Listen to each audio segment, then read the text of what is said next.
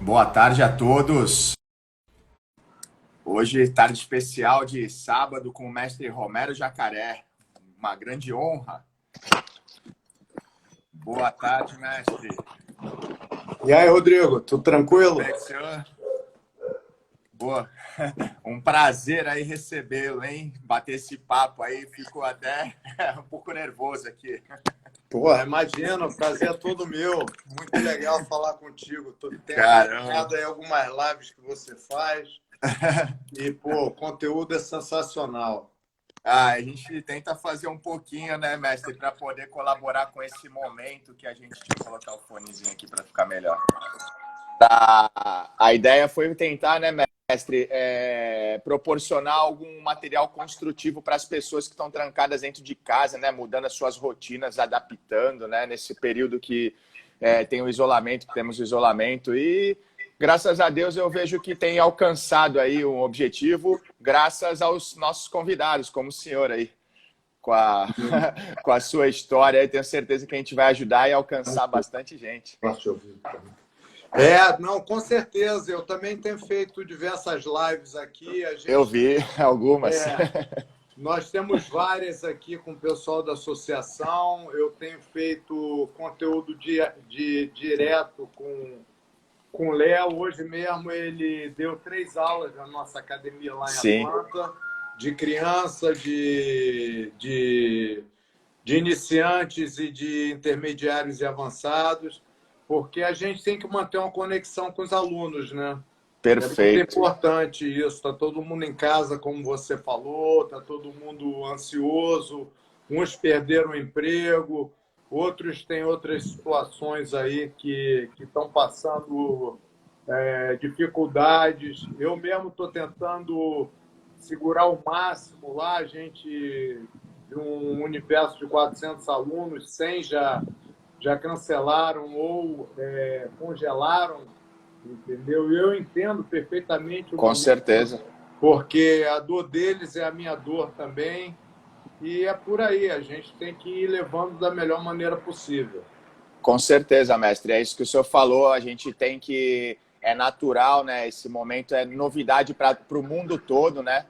Eu vejo que para o mundo todo é uma novidade e a gente tem que fazer o nosso melhor. As pessoas, elas realmente elas não sabem como lidar, a gente também não. A gente está tentando, pelo menos, usar essa rede social, essa tecnologia, para poder deixar a gente mais próximo, né? E descobrir muitas coisas, como, por exemplo, a honra que eu estou tendo a oportunidade de poder trocar essa ideia, bater esse papo com o senhor aí, que diversas vezes nós já tivemos juntos, mas nunca tivemos uma oportunidade de bater um papo tão legal, assim, de eu poder ouvir a história do senhor de verdade, que eu sou um fã absurdo da história do jiu-jitsu, da história para saber das nossas raízes, né? Então eu tenho certeza que vai ser um momento muito especial.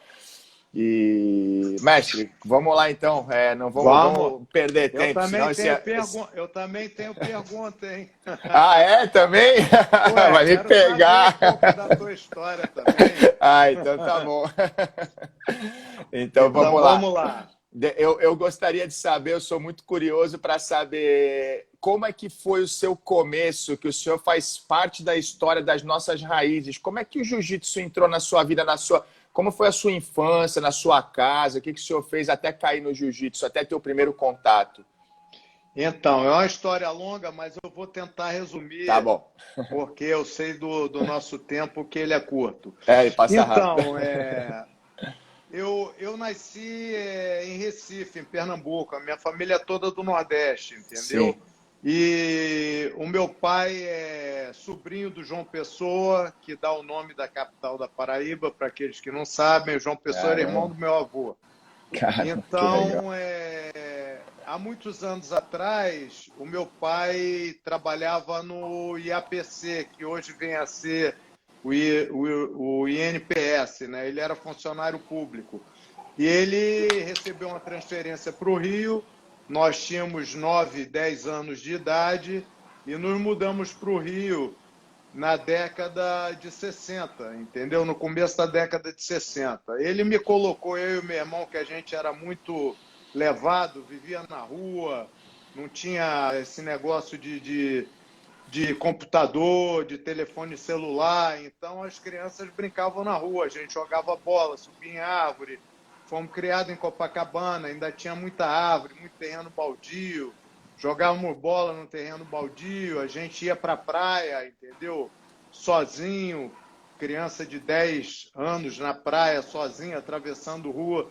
Tu imagina como é que era, né? Bicicleta e aquelas loucuras. E aí ele colocou a gente num colégio para dar jeito, que era um colégio militar, entendeu? Perfeito. De um general. Externato Duque de Caxias, nunca mais me engano. Então a gente tinha um uniforme parecido com o do Colégio Militar do Rio de Janeiro, Sim. só que era caque e as listas eram verdes. Mas era exatamente, esse general seguia o mesmo Que padrão. legal. E aí aquele negócio de... Porque o pessoal fala muito de bullying, mas bullying já existe há um tempão, né? Já. Bully era aquele cara folgado, o cara brigão, Aham. não era necessariamente o maior da turma, era o cara que se sentia mais confiante ou que tinha mais briga de rua, que sacaneava os outros, entendeu? E esse Perfeito. cara vivia me sacaneando, um dia eu saí na mão com ele do lado de fora do colégio. E estava tomando a pior, entendeu? Era muito magrinho e o cara era um pouco maior, mais velho, né? Sim. Nessa fase, criança 2 anos mais velha faz uma diferença. Ele era de uma turma mais adiantada. Sim. E um cara que era instrutor do Jaildo Gomes, irmão do falecido Ivan Gomes, que foi Sim. o famoso lutador de Vale Lutador de vale Tudo, tudo, sim. ele viu a briga, viu que eu briguei, mas apanhei, separou. E aí me convidou para ir treinar na academia do Jaildo, que era em Copacabana, há uns 3 prédios da academia do Carson. E eu fui, entendeu? E comecei a treinar lá e ganhei a minha primeira faixa amarela. Que Engraçado que o legal. teste de faixa amarela era o famoso ATMI. Não tinha negócio de teste. O teste de criança, você tinha que tirar a parte de cima e Aham. sair no tapa, entendeu? Com outro moleque. Sempre os dois choravam ou um chorava. Mas se você não mostrasse valentia, o Jaildo não te passava de faixa de jeito nenhum. Caramba. E foi assim aos trancos e barrancos que eu ganhei a minha primeira amarela. Pô, imagina, mestre, se fosse assim hoje. Poxa, cheguei em casa com a cara toda vermelha, minha mãe falou, meu filho, o que que houve? Eu falei, ganhei a faixa amarela. Ela falou, Poxa. ué, mas você tá com o rosto todo vermelho, parece que você brigou na rua. Eu falei, não, mãe, imagina, isso aí foi o treino.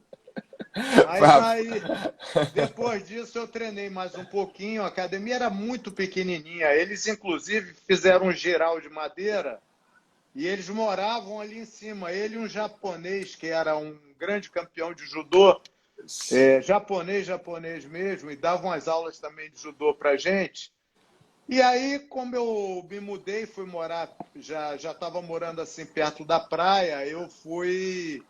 Negócio de jogar bola, pegava onda de prancha de madeira, era uma prancha de madeirite, entendeu? E Aham. aí parei um pouquinho de treinar jiu-jitsu e voltei depois no Toninho Rodrigues. Foi o mesmo professor do Fábio Gugel, Tá. iniciou o Fábio antes de mim, né? O Fábio foi até Perfeito. a Laranja com ele, Aham. que era instrutor do Carson, mas tinha a turma dele separada. Então foi a minha segunda academia, foi o Carson Grace. Mas vamos lá. Então, não, mas aí eu já comecei, aí já começou. Já aí começa a ficar a história mais séria um pouquinho. Já saiu da Maré, já chegou até o mestre Carson Gracie. Aí chegou lá no Carson Gracie, aí o senhor teve que dar, pelo que eu dei uma estudada, lógico, aqui, né? O Uhum. senhor teve que dar uma. O senhor parou um pouquinho de treinar, não foi isso? Aí o senhor foi É, para eu estudar no tive, exterior. eu tive um gap, né, uma parada entre a faixa amarela e a minha volta depois, já mais velho, quase assim que com 18 anos, Uhum. na academia do Toninho, quer dizer, do Carson, porque o Toninho ficava malhando peso, pulando corda, numa academia de peso que era no mesmo prédio de um juiz de futebol que já deve ter falecido. Então, eu comecei a malhar peso lá com um amigo meu, da turma do Camões, lá de Copacabana, que é Tá. um lugar famoso, tem um time de futebol chamado Juventus, que saiu Júnior, que Caramba. foi da seleção, e outros Sim. jogadores famosos. E eu era ali daquela turma. E os Gracie moravam ali naquele prédio ali. O Carlos Gracie morava ali, com Caramba. Carlinhos, com Crolin, com a Que família legal. dele, da última esposa, antes dele falecer, que foi a Laís. Sim. Então, estava todo mundo ali junto. O Carson também morava na Figueiredo Magalhães, que era ali perto, com a esposa dele, com o Juninho e com a filha dele. Então, era todo mundo ali naquela faixa ali de 3, 4 quarteirões. E aí, nessa academia, eu passei a treinar com o Tuninho, voltei na faixa branca, né, logicamente, porque a gente seguia aquele padrão, né? Criança foi até Perfeito. a amarela, parou, volta para a branca quando já é adulto, né? Ou depois de Perfeito. 17 anos. E aí comecei a treinar, já era o começo da década de 70, e cheguei a fazer uma eliminatória com um aluno do Carson, que tinha bem mais experiência do que eu, e perdi, entendeu? Sem desculpa, porque só podiam ir 2 por categoria. E o Toninho me botou muito cedo ainda, muito verde, para fazer essa eliminatória.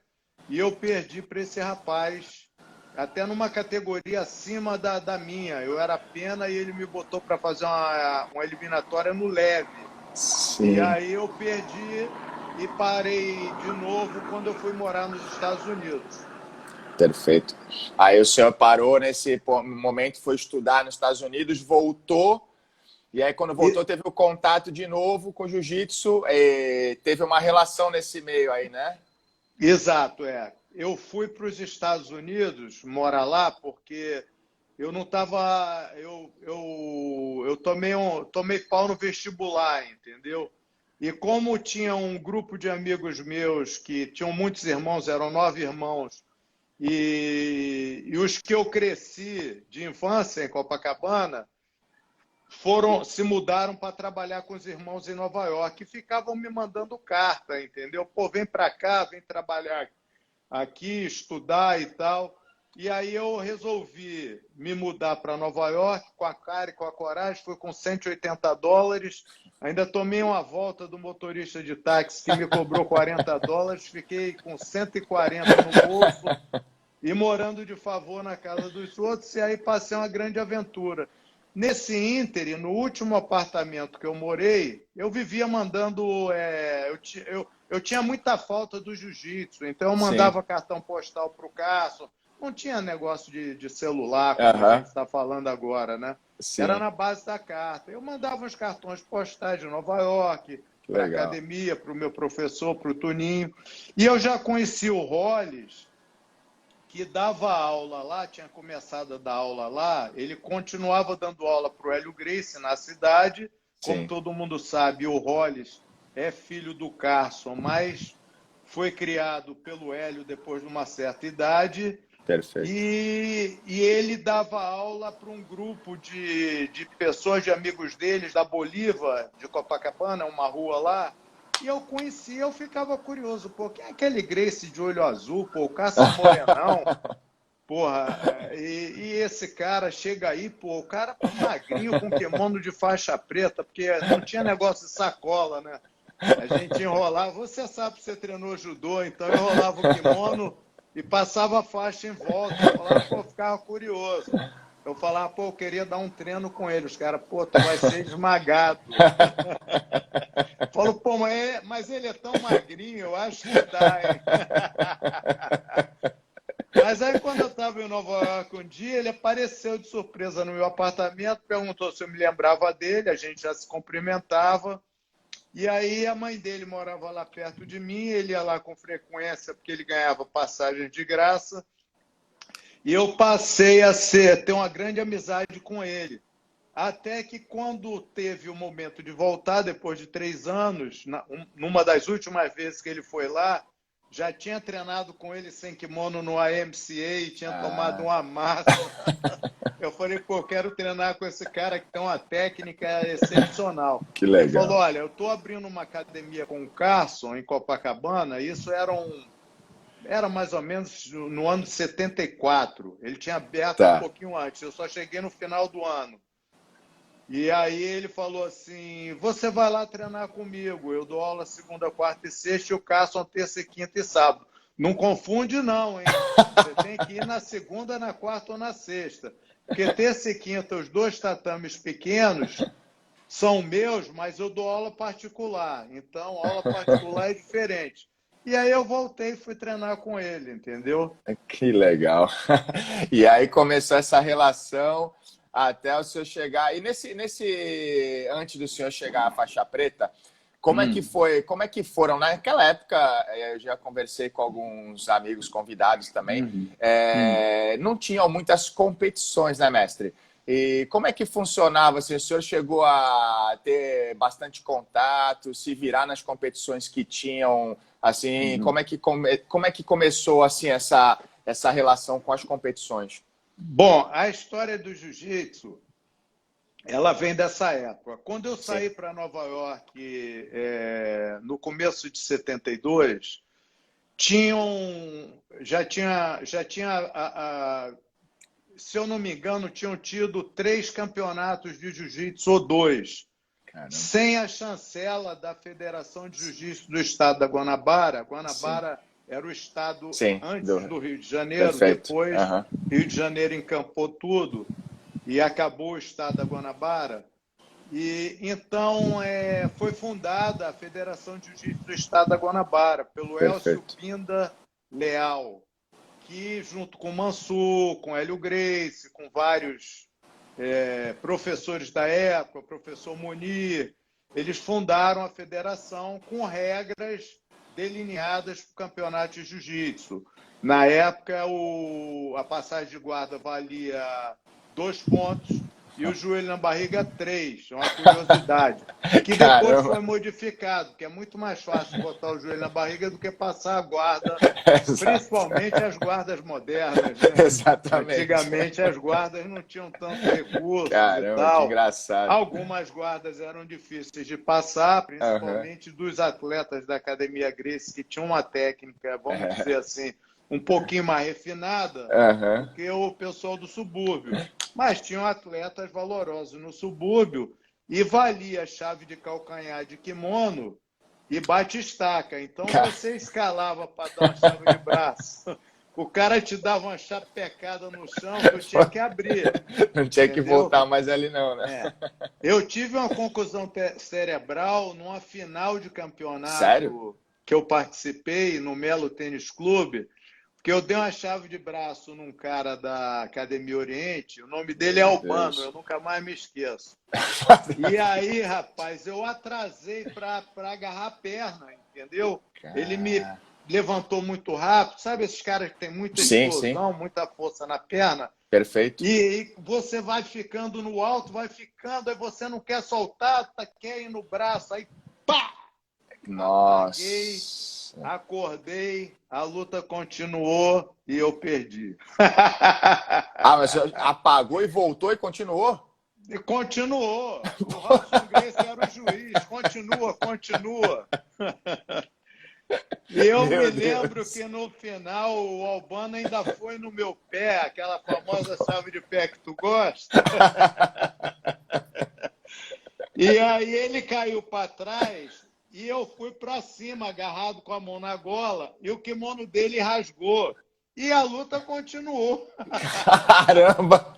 E eu voltei para baixo, porque eu não continuava, não consegui subir. Eu me lembro que eu só empurrava o pé para frente e falava, pô, esse cara vai arrancar o meu pé. Aí, finalmente, a luta acabou e eu perdi. Não teve ponto, teve combatividade, entendeu? Meu Deus do Era um céu. juiz e 3 jurados, né? Você se lembra? 3 bandeirinhas, né? E aí a Caramba. decisão foi do cara que está por cima, atacou mais, ganhou. Essa era a norma da Meu época. Deus do Só céu. fui pegar esse cara, a cavaca, porra, um ano ou dois depois, porque só tinha um ou dois campeonatos por ano e tu ainda tinha que passar na eliminatória da Academia Gracie. Mas o próximo campeonato eu me preparei tanto, fui para Teresópolis, corri na ladeira, treinei lá com o Carlinhos, com o Crowley, com os outros alunos. Lá tinha uma academia na casa de Teresópolis, no Rio. E aí eu peguei o Albano, mas eu dei um pau no Albano. Ele falou assim no final, poxa, Jacaré, porra, tu tá forte pra caralho, o que que aconteceu? E não tinha bomba na época, né? Eu falei, meu amigo, eu tava com teu retrato na minha mesa de cabeceira. Tua foto estava na minha mesinha. Toda jogando noite dardo, né? Eu olhava para você. Mas, enfim, agora tá 1-1, mais para frente aí, a gente se encontra de novo para decidir essa parada. Que legal. Negócio, era louco, era louco. Nossa, que história que eu estou falando assim, parece uns tempos atrás assistindo a DCC, né? Que os caras saem rolando para fora do tatame lá na arquibancada e o juiz só olhando do lado ali, né? Muito aí essas eram as eliminatórias na academia, e o Hollis, e o Hélio Gracie, levavam os alunos, entendeu? E aí começava naquela civilidade, né? Lá no ringue lá de cima, entendeu? Todo direitinho. Daqui a pouco, quando a luta começava, era briga de rua, Cavalo. Todo mundo em volta, aquela gritaria, vai, pega ele, vai bater, bota pra dormir. Porra, e o pessoal ficava tão junto da gente que a cara deles vinha quase pertinho. Aí daqui a pouco o nego afastava, e aí voltava, e afastava. Era uma loucura, cara. Era uma briga de rua dentro do tatame. Não tinha esse negócio que é hoje em dia, entendeu? Caramba! São as verdadeiras raízes. Essas histórias são as mais incríveis de todas, mestre. É a coisa mais legal do mundo de ouvir isso aí. E eu penso que assim, isso tem que ser falado. É por isso que foi uma das ideias minhas de apresentar isso para o mundo, para falar para as pessoas. Porque os jovens, hoje em dia, eles têm que saber que isso aí começou assim. Tem que saber o que o senhor passou, tem que saber o que um monte de pessoas hoje que são referências passaram para chegar no dia de hoje, na IBJJF, na pirâmide, bonitinho, com ar-condicionado, né, mestre? Mas olha só o que vocês passaram nisso aí. Meu Deus! Antes da gente, teve outra geração, outras gerações, né? Teve a geração do Carson, que alguns atletas lutaram vale tudo, como foi o caso do Carson, do Hélio Vigio. Teve a geração do Hélio Gracie, mas não haviam campeonatos. Sim. Haviam treinos na academia. As aulas eram mais individuais na academia Gracie, né? Particulares, e tinha um pequeno grupo que fazia aula coletiva, não tinha faixa, não tinha regra, e tinham aqueles campeonatos internos que eles faziam e tal, mas na minha geração, que já é uma geração bem depois dessa, era essa a tônica do negócio. Perfeito. Não tinha negócio de bonitinho, que nem na pirâmide, entendeu? Em Irvine lá, ou no Rio, até no Tijuca, que muitos lutaram no Tijuca. Sim. E era um ginásio assim, até um pouco precário, sim, mas nada comparado aos ginásios que a gente lutava. Sim. Nós lutamos lá no Melo Tênis Clube, no subúrbio, em Niterói. E no Melo Tênis Clube, nos começos dos campeonatos, o que acontece? Tinha uma arquibancada e eles faziam campeonatos, às vezes, no verão. O verão do Rio você conhece, é 40, 45 graus. Sim. O telhado era de zinco, não tinha ar-condicionado. O público na arquibancada era pequeno, mas muito atuante, entendeu? A torcida das academias. E todo o subúrbio se juntava contra os atletas da Academia Gracie, que invariavelmente ganhavam a maioria dos títulos. Perfeito. Entendeu? Então passava aquele vendedor de laranja, que antigamente, se vocês não sabem, nos estádios de futebol, como no Maracanã, em São Paulo, tinha os vendedores de laranja. Eles descascavam a laranja, cortavam no meio e passavam com tabuleiro. Entendeu? Caramba, olha isso. Então, no subúrbio, os caras da favela desciam, que o Melo era embaixo de uma favela, e iam ali tentar ganhar um qualquer na arquibancada do Melo, entendeu? E o cara chupava aquele bagaço, ele não gostava do atleta, ele jogava o bagaço, às vezes o negócio acabava na pancadaria, entendeu? Era um negócio assim meio bizarro, o negócio Ô, não era mestre, muito ficava cheio de laranja organizado, no não. tatame? Às vezes ficava. Eu me lembro que alguns caras eram tão abusados que jogavam laranja, igual na arquibancada, né? Tu tá sentado, o cara te joga um copo de xixi na tua cabeça. O brasileiro é foda, né, cara? Caramba, eu fico imaginando viver passar por esse momento. O pessoal imagina hoje no ginásio lá na pirâmide, os caras tacando laranja lá. Porra, tu imagina, não ia dar certo, né? Ia ser engraçado. Ia ser engraçado, cara.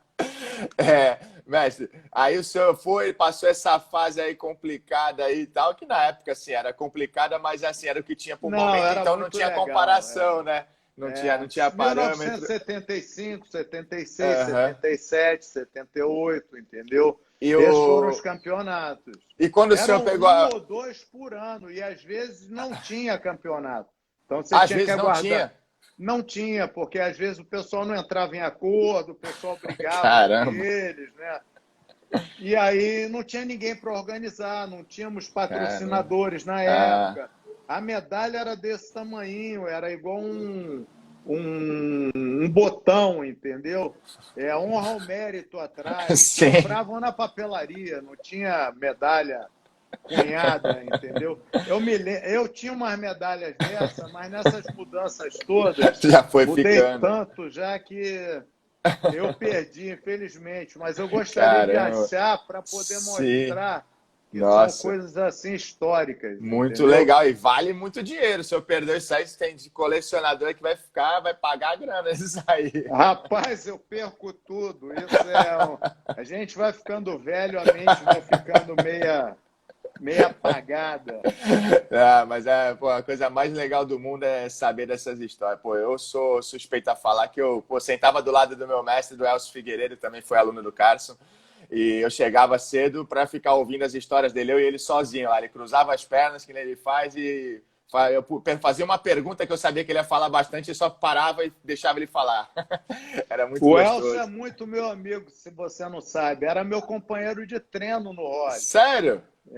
Eu falo isso até com o Léo. Olha, Eu que andei muito com o legal. Elcio. E Caramba! o Elcio fazia a preparação, depois de um tempo, ele fazia a nossa preparação física. Ele começou a fazer a Olha, preparação do Rolls, ele tinha uma academia que ele dava aula em Copacabana e tinham sim. muitas mulheres bonitas lá. Então o Rolls adorava ir lá, entendeu?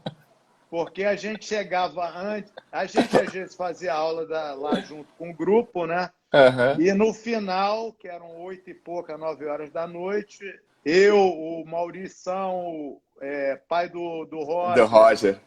entendeu? O Rolles, a gente fazia preparação com o Elcio. Então a gente ficou muito Cara, chegado, que legal. entendeu? Então ele botava a gente para fazer barra com anilha, botava para fazer ponte de pescoço com peso no peito. Ele me E conta essas histórias todas. o Elcio é um casca grossa, né? Levava a Ele gente para correr na praia e dar tiro de noite, entendeu? Mas ele entendia muito, porque ele era um ótimo professor de educação física Sim, e condicionamento, e além disso, ele era irmão, os dois irmãos deles do também. Enio.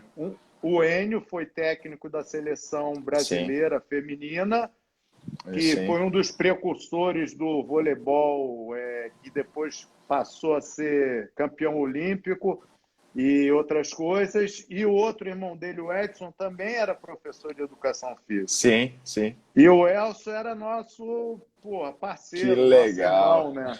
Era Que muito legal. engraçado. Teve uma passagem, pergunta para ele.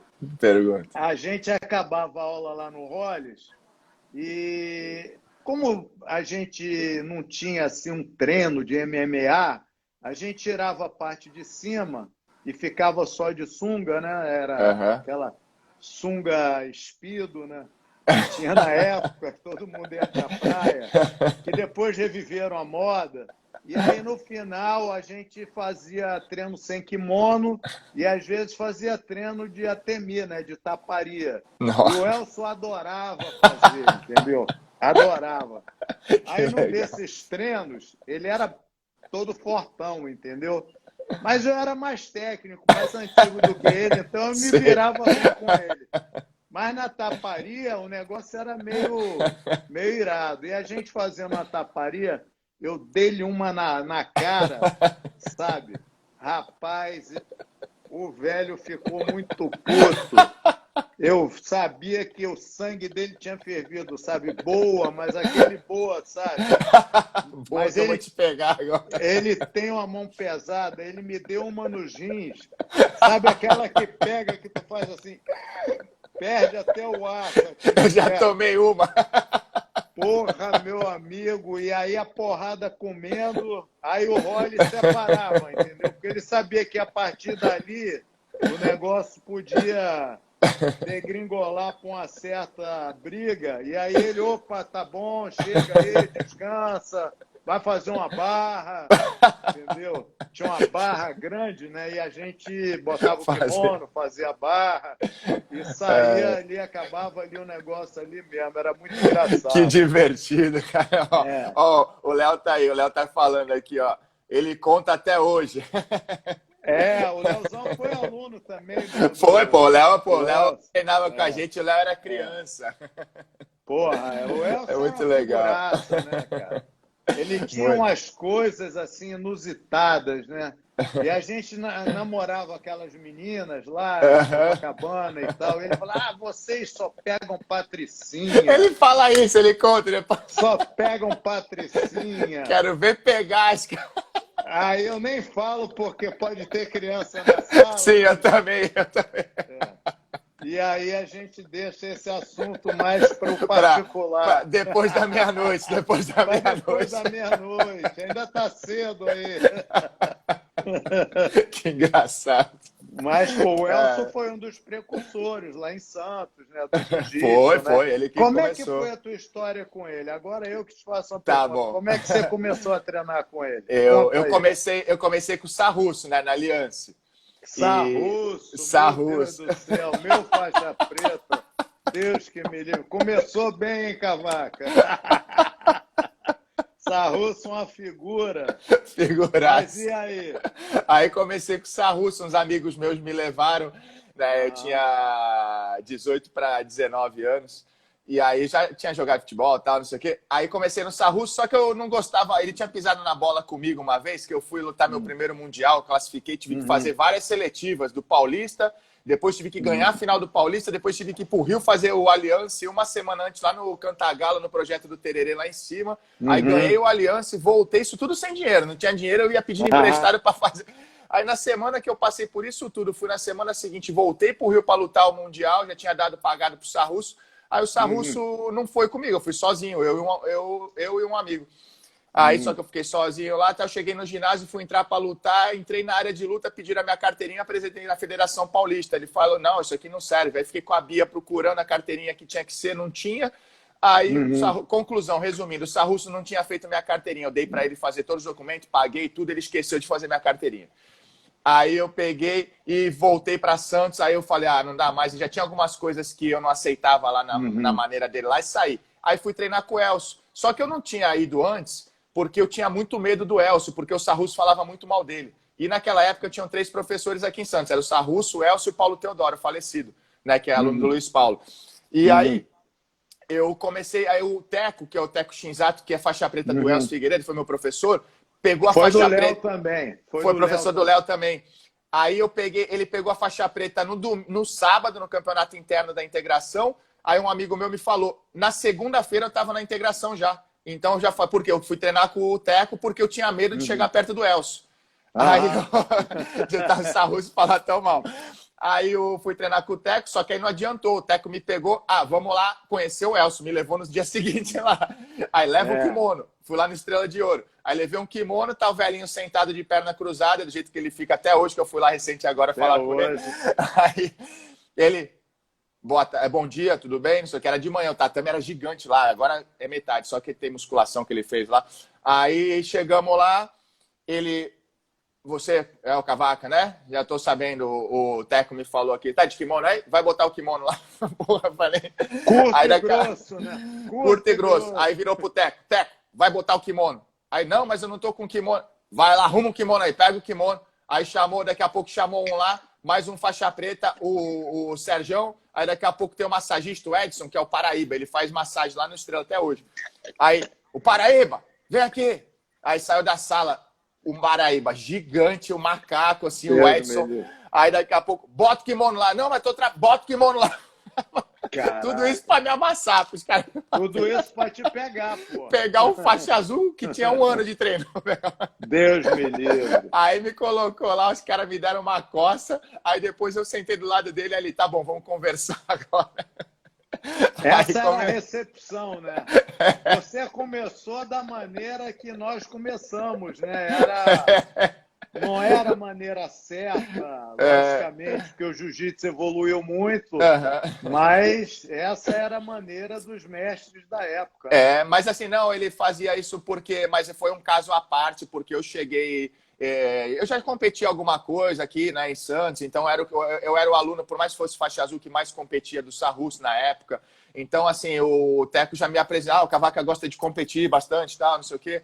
E aí ele já meio que queria ver eu treinar, né? Não sei, o Elcio sempre gostou muito de competição, né? E a gente começou lá. Aí depois disso, depois desse primeiro contato, eu perdi todo o medo que eu tinha e eu comecei a ver o que o Sarrus falava não era tão realidade, né? E aí eu fazia o quê? Eu treinava na universidade com o Teco todos os dias, pegava a bicicleta e corria para o Estrela de Ouro para treinar com o Elcio. Então eu treinava com os dois todos os dias. Até eu comecei a treinar 2 vezes por dia com o Elcio e uma com o Teco só. Né? E aí foi seguindo assim, foi assim que a gente... Aí eu fiquei até pegar a faixa preta. O Elcio, ele chegou a construir uma equipe poderosa. O Sarrusso, ele era muito técnico, mas ele não tinha uma cabeça muito legal, entendeu? Para ser professor. Sim. Meu faixa preta, meu amigo, sim, mas ele não estava preparado. Sim. O Elcio já tinha uma bagagem, era mais velho, perfeito, professor de educação física bom, perfeito, cara que sabia puxar um treino, podia não ser um age técnica, perfeito, entendeu? Refinada, mas era um cara que sabe jiu-jitsu, sabe muito jiu-jitsu, sabe treinar um atleta, perfeito, adora competição, adora, incorporou isso que eu incorporei do Hollis, entendeu? E é um dos grandes precursores do jiu-jitsu, e principalmente aí em Santos. Aqui foi olha ele. Quanta gente saiu boa de ponta que saiu da... Sim. Eu me lembro que a integração teve uma época que tinha uma equipe que se juntou a nós, a Aliança, porque sim. o Gigi ia na hora lá sim. dar aula para o Elcio sim. E teve essa integração com a gente, que era uma equipe que dava uma força espetacular. Categoria de base, época. Né, mestre? Tinha uma categoria de base forte, né? Tinha, muito boa. Tanto que na época eu era integração de faixa roxa e eu ganhei o Brasileiro e o Mundial em 2004 e tá lá a gente lutou de aliança nesse ano. Eu ganhei e tá meu nome de aliança. Olha aí, sempre tem a porta tá sempre aberta, ó. Sempre tem a hora da volta, sabia que havia. Olha aí, ó. Tá tudo ligado. A volta tá sempre aí, ó. Mas é engraçado porque eu também fazia a mesma coisa que o Elcio fazia, entendeu? Eu me lembro do Fábio Gugel, foi lá na minha academia, eu tinha uma academia pequenininha que eu dava aula para um professor de judô, o Alípio Amaral. E aí o Alípio e o Zé Paulo, que eram os donos, perguntaram e falaram que estavam de saco cheio de dar aula de judô. Um tinha a academia de musculação no mesmo andar e o outro uma de ginástica. Falaram, olha, a gente vai separar, vai ficar só com a musculação, eu vou ficar só com a ginástica. Tu não quer ficar só com jiu-jitsu? Eu falo, pô, mas jiu-jitsu, mas como? Ele fala, a gente vai fazer um preço para você e você fica com a academia e bota jiu-jitsu de segunda a sexta. Eu dava aula também numa outra academia, na Academia Coelho, e aí eu falei, bom, vou trazer os meus alunos da Coelho, vou juntar e vou pagando a eles aos poucos e vou ficar com a academia para mim, porque aí eu posso dar aula todo dia, eu tenho todos os horários. Eu já tinha uma grande procura de criança para dar aula de tarde, mas eu não tinha horário, porque tinha outras atividades, judô, aikido, entendeu? Karatê. E aí eu peguei todo mundo e botei todo mundo para correr e fiquei só com jiu-jitsu, entendeu? E aí chegou o Fábio Gurgel, com 14 anos, já meninão, igual você, assim, com essa barba por fazer. E aí ele falou, olha, eu treino com o Toninho, de faixa laranja, e eu tinha um aluninho que era meu auxiliar, que vinha do subúrbio, que treinava de graça, que era bonzinho para burro, um faixa amarelo, o Mário, né? Nunca mais me esqueço. Eu falei, tá bom, então. Só tava eu, o Mário e ele. Eu falei, o Mário vai dar um pau nesse cara aí que tá mentindo aí, dizendo que tem 14 anos, mas deve ser adulto, com maior voz grossa, barba na cara, uma mão desse tamanho, né? Com 14 anos. Aí eu botei o Mário e o Fábio Gurgel amassou o meu auxiliar, cara. Falei, meu Deus do céu, porra, vou ter que dar um pau nesse cara, não tem outro aluno. Ainda perguntei, ainda vi ali se não ia chegar ninguém, embromei um pouco, botei o Mário mais uma vez, apanhou de novo. Aí eu falei, bom, bebe uma água aí, amarrei a faixa e amassei o Fábio Gurgel, mas de todas as formas. Falei, esse aí nunca mais volta, né? Porra. Tava no dia seguinte lá. Dizer que tem 14 anos, com a cara de velho do caralho. No dia seguinte, ele chegou com um cheque da mãe dele, da dona Gláucia, que faleceu recentemente, Se que ele Deus comentou. a tenha. Amém. E aí, pagando 3 meses adiantado. E aí eu falei, bom, tudo bem, 3 meses adiantado, tá ótimo. Agora, traz um documento aí para você me provar que você tem 14 anos mesmo. Tem uma força de gigante, entendeu? E aí ele trouxe o documento e eu vi que, na realidade, ele tinha 14 anos.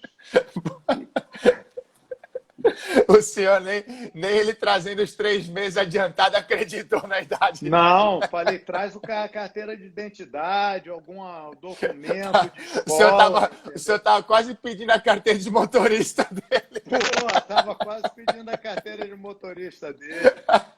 Mas aí depois ele trouxe o Fernando Gurgel, o irmão dele, entrou o Gigi também, entrou, eles eram amigos, estudados, o Alexandre Paiva, e aí outros, aí veio o Anderson, que é o Sarrusso, veio o Telo, e veio uma galera enorme, timão, né? Um timão que passou a competir pela Jacaré Jiu-Jitsu, os campeonatos também eram assim escassos, e aí a gente começou a ter muito sucesso, porque dava Carson, dava Academia Gracie,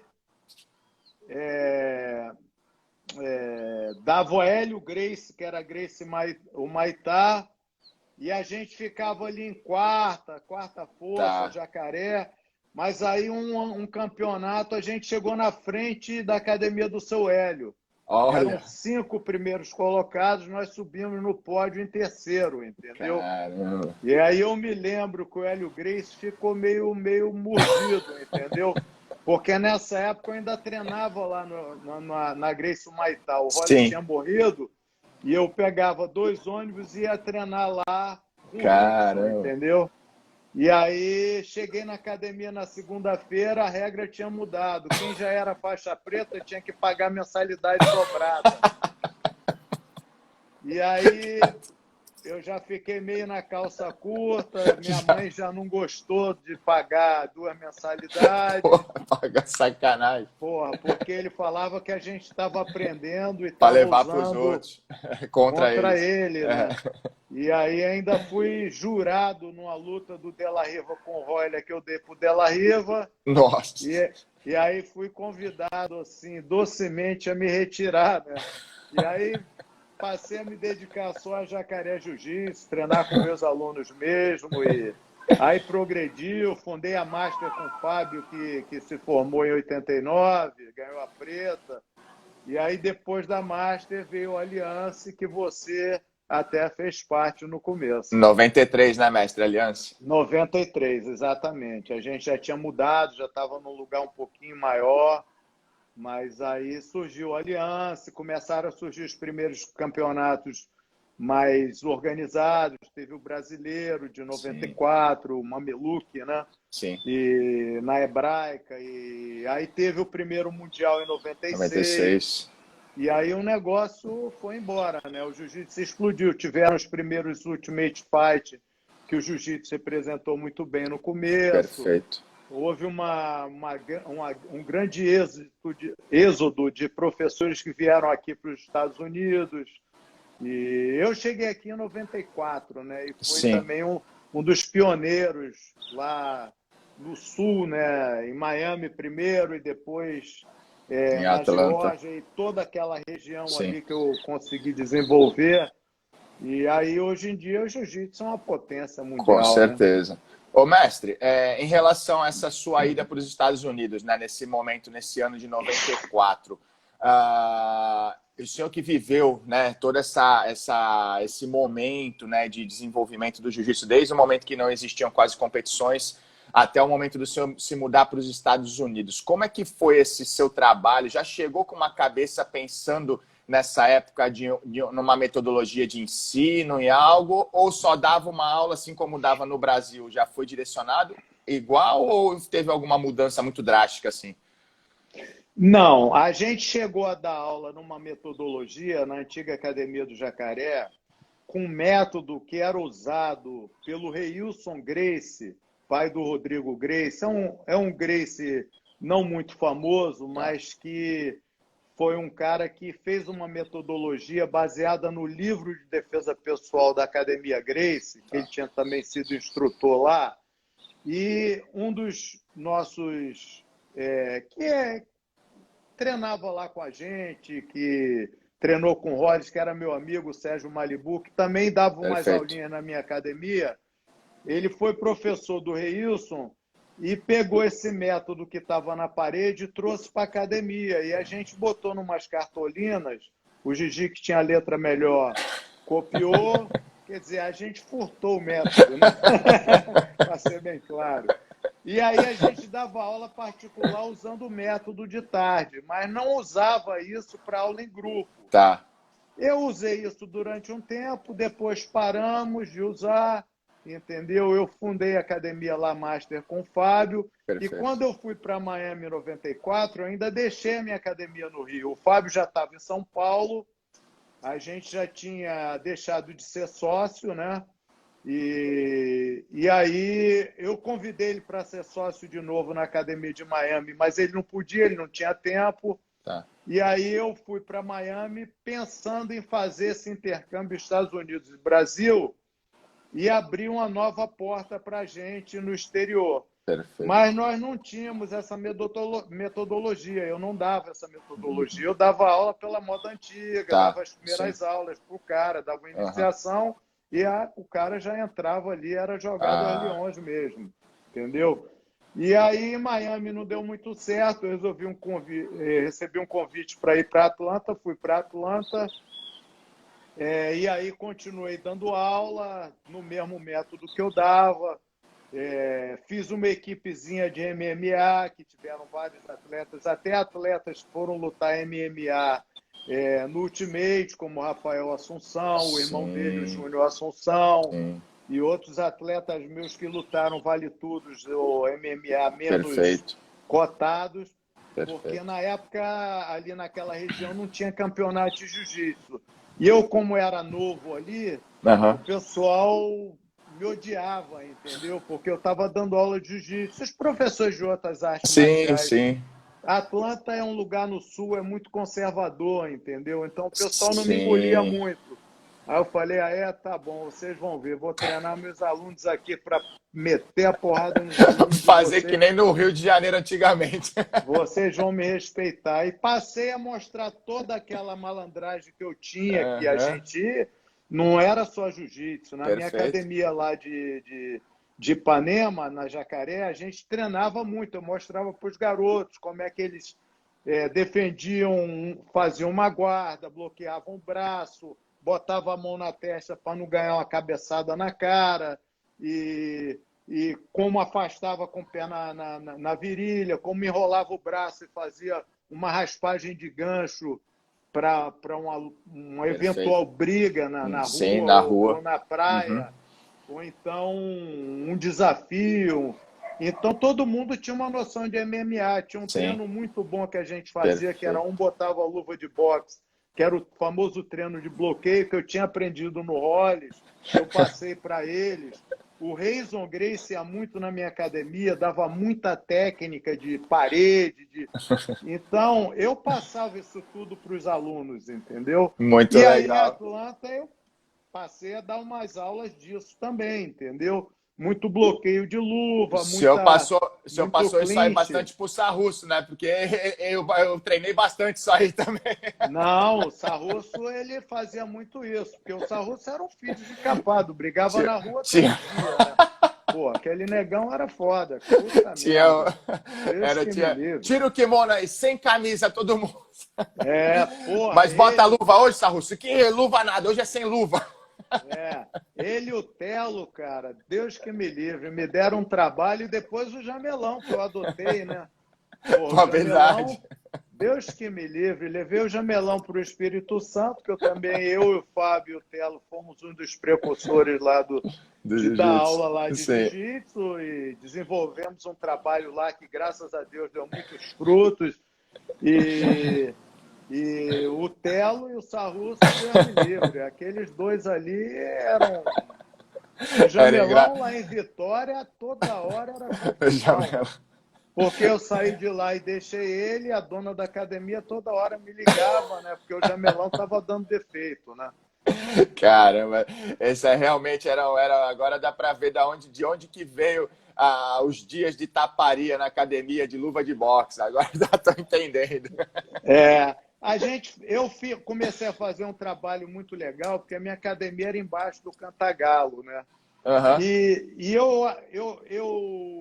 O Cássio era uma academia rival, mas eu gostava muito de uma coisa que o Carson fazia. O Carson, ele democratizou o jiu-jitsu. O jiu-jitsu era um esporte de elite, né? Uhum. Perfeito. Principalmente na academia Gracie, mas o Carson, ele dava oportunidade a filho dos porteiros, ao pessoal do morro, ao pessoal mais Perfeito. humilde, porque ele queria formar uma equipe de competição boa e tinha um coração grande. E eu também tenho um coração grande. Então, eu passei a abrir a minha academia para o pessoal do Cantagalo, aí começou Tererê a ir lá treinar, e outros atletas que vieram Sim. lá do Cantagalo, entendeu? Porque eu tinha o meu pessoal, os garotos ali de classe média, ou classe média alta, ou mais remediado, mas tinha os caras que não podiam pagar. Perfeito. Mas na minha academia treinava todo mundo, entendeu? Perfeito. Era só contar uma história triste. É isso que dá, ter o coração bom, mas é bom, a gente fazendo bem, o bem retorna para a gente em dobro, com certeza. É por isso Claro, que o senhor claro, teve esse claro. sucesso todo e tem esse sucesso todo hoje. É, Eu acredito muito nisso, é, acredito muito no famoso karma, né? A gente tem que amenizar, porque com eu certeza. fiz muita coisa errada na vida, né? Fui criado na esquina, como eu te falei, do Camões, e ali tinha. Realmente o jiu-jitsu salvou a minha vida, Perfeito. entendeu? Se não fosse o jiu-jitsu, não é contar bravata Sim, nenhuma, mas na época que a gente cresce largado na rua, meus pais já se separando e o dinheiro curto em casa, a gente sim, faz muita coisa que não deve, sim. mas graças a Deus o jiu-jitsu ele dá aquele prumo para a gente, né? Aquele norte. Assim como nessa crise, eu tenho certeza que a gente vai passar. Deve demorar um pouco, porque ainda não tem uma vacina, é um vírus Perfeito. perigosíssimo. Nosso esporte é um esporte de contato, então a gente vai ter que ver como é que vai ser esse negócio, mas graças à nossa disciplina, à nossa resiliência, eu acho que nós vamos passar e talvez daqui a um tempo a gente volte mais forte Perfeito, ainda, mestre. Perfeito. entendeu?